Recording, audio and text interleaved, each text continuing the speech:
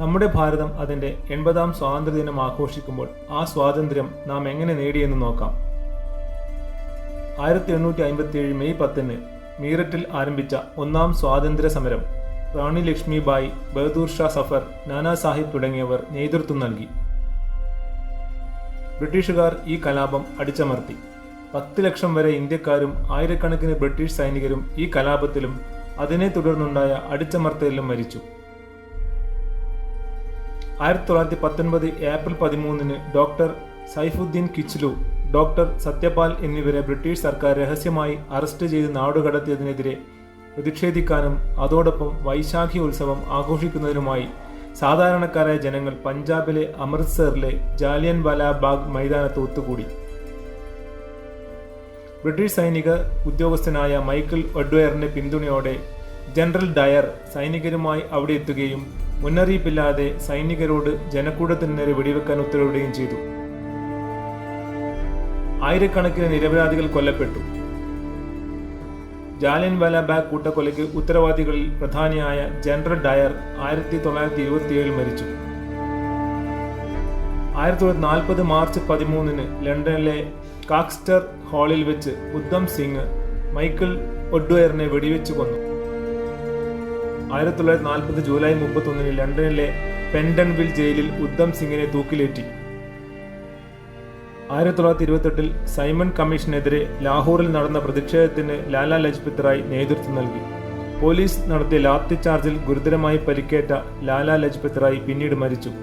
അദ്ദേഹത്തിന്റെ മരണത്തിന് പ്രതികാരം ചെയ്യാൻ ഭഗത് സിംഗ്, സുഖ്ദേവ്, രാജ്ഗുരു എന്നിവർ പോലീസ് ഉദ്യോഗസ്ഥനായ ജോൺ സോണ്ടേഴ്സിനെ വധിച്ചു.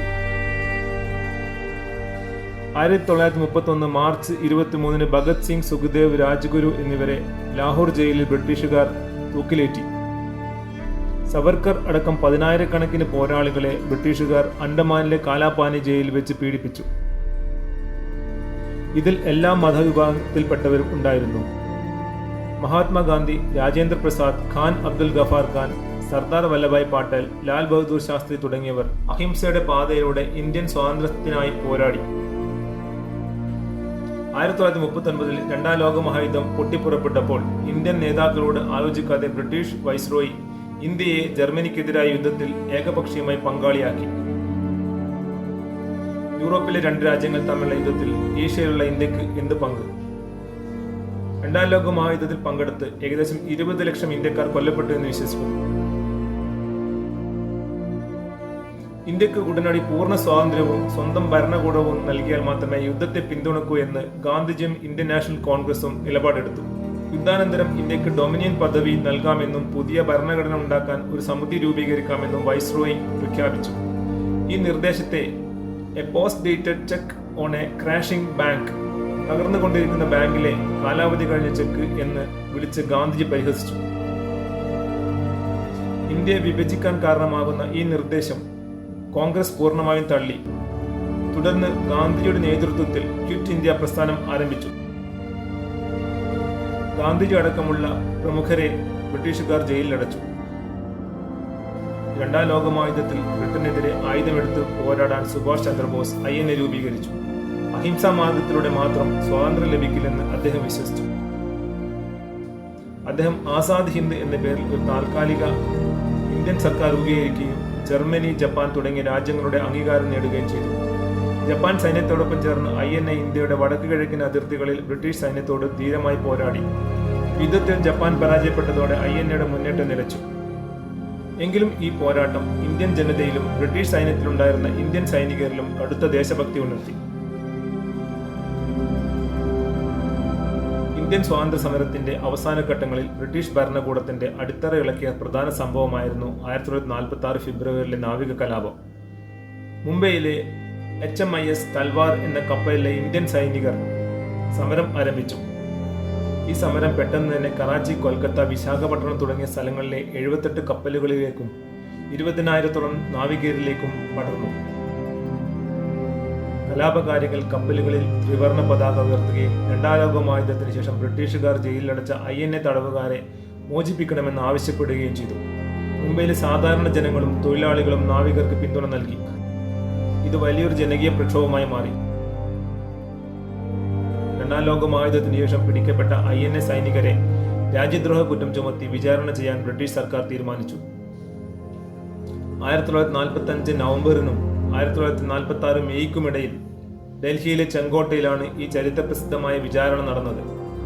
ആദ്യഘട്ടത്തിൽ വിചാരണ നേരിട്ടത് 3 പ്രധാന ഉദ്യോഗസ്ഥരായിരുന്നു. പ്രേംകുമാർ സൈഗാൾ ഹിന്ദു, ഷാം നവാസ് ഖാൻ മുസ്ലിം, ഗുർബക്ഷ് സിംഗ് ധില്ലൻ സിഖ്. ഭിന്നിപ്പിച്ചാണ് ബ്രിട്ടീഷുകാർ ഇന്ത്യ ഭരിച്ചിരുന്നത്. പക്ഷേ വ്യത്യസ്ത മതവിഭാഗങ്ങളിൽപ്പെട്ട 3 നേതാക്കളുടെ വിചാരണ ഇന്ത്യൻ ജനതയെ ഒന്നിപ്പിച്ചു.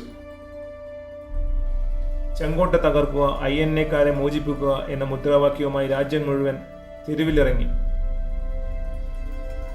രണ്ടാം ലോക മഹായുദ്ധം വരെ ഇന്ത്യൻ സൈനികരുടെ കരുത്തിലാണ് ബ്രിട്ടീഷുകാർ ഇന്ത്യ ഭരിച്ചിരുന്നത്. എന്നാൽ സുഭാഷ് ചന്ദ്രബോസിന്റെ പോരാട്ടവും നാവിക കലാപവും ഇന്ത്യൻ സൈനികരുടെ വിശ്വസ്തത ബ്രിട്ടന് നഷ്ടപ്പെട്ടു. തങ്ങളുടെ സ്വന്തം സൈന്യം തന്നെ തങ്ങൾക്കെതിരെ തിരിഞ്ഞുവെന്ന് മനസ്സിലാക്കിയ ബ്രിട്ടീഷ് സർക്കാർ ഇനി ഇന്ത്യയിൽ അധികകാലം തുടരാനാവില്ലെന്ന് തിരിച്ചറിഞ്ഞു. ഇതാണ് 1947 ഇന്ത്യക്ക് പെട്ടെന്ന് സ്വാതന്ത്ര്യം നൽകാൻ കാരണമായത്. ഇന്ത്യൻ സ്വാതന്ത്ര്യത്തിന് ശേഷം 1956 ഇന്ത്യക്ക് സ്വാതന്ത്ര്യം നൽകിയ ബ്രിട്ടീഷ് വൈസ്രോയി ക്ലെമന്റ് ആറ്റ്ലി കൊൽക്കത്തയിൽ വന്നപ്പോൾ പശ്ചിമ ബംഗാൾ ഗവർണറും കൊൽക്കത്ത ഹൈക്കോടതി ചീഫ് ജസ്റ്റിസുമായിരുന്ന PB ചക്രവർത്തിയുടെ അതിഥിയായി രാജ്ഭവനിൽ താമസിച്ചു. ജസ്റ്റിസ് ചക്രവർത്തി അറ്റ്ലിയോട് ചോദിച്ചു, 1942 ക്വിറ്റ് ഇന്ത്യ സമരം പരാജയപ്പെട്ടിട്ടും രണ്ടാം ലോക മഹായുദ്ധത്തിൽ ബ്രിട്ടൻ വിജയിച്ചിട്ടും ബ്രിട്ടീഷുകാർ ഇത്ര പെട്ടെന്ന് ഇന്ത്യ വിട്ടുപോകാൻ യഥാർത്ഥ കാരണം എന്തായിരുന്നു? ആറ്റ്ലിയുടെ മറുപടി ഇങ്ങനെയായിരുന്നു: ബ്രിട്ടീഷുകാർ ഇന്ത്യ വിടാൻ ഏറ്റവും പ്രധാനപ്പെട്ട കാരണം നേതാജി സുഭാഷ് ചന്ദ്രബോസിന്റെ INA പ്രവർത്തനങ്ങളും അതിന്റെ ഫലമായി ഇന്ത്യൻ സൈനികരിൽ ഉണ്ടായ കലാപങ്ങളുമാണ്. INA ട്രയൽസ് കാരണം ബ്രിട്ടീഷ് സൈന്യത്തിലുണ്ടായിരുന്ന 2.5 ലക്ഷം വരുന്ന ഇന്ത്യൻ സൈനികരുടെ വിശ്വസ്തത തങ്ങൾക്ക് പൂർണ്ണമായി നഷ്ടപ്പെട്ടു എന്നും അതുകൊണ്ട് തന്നെ ഇന്ത്യയിൽ തുടരുക അസാധ്യമാണ് എന്ന് മനസ്സിലാക്കിയത് കൊണ്ടുമാണ് ഞങ്ങൾ ഇന്ത്യ വിട്ടു പോയത് എന്ന് അദ്ദേഹം സമ്മതിക്കുകയായിരുന്നു.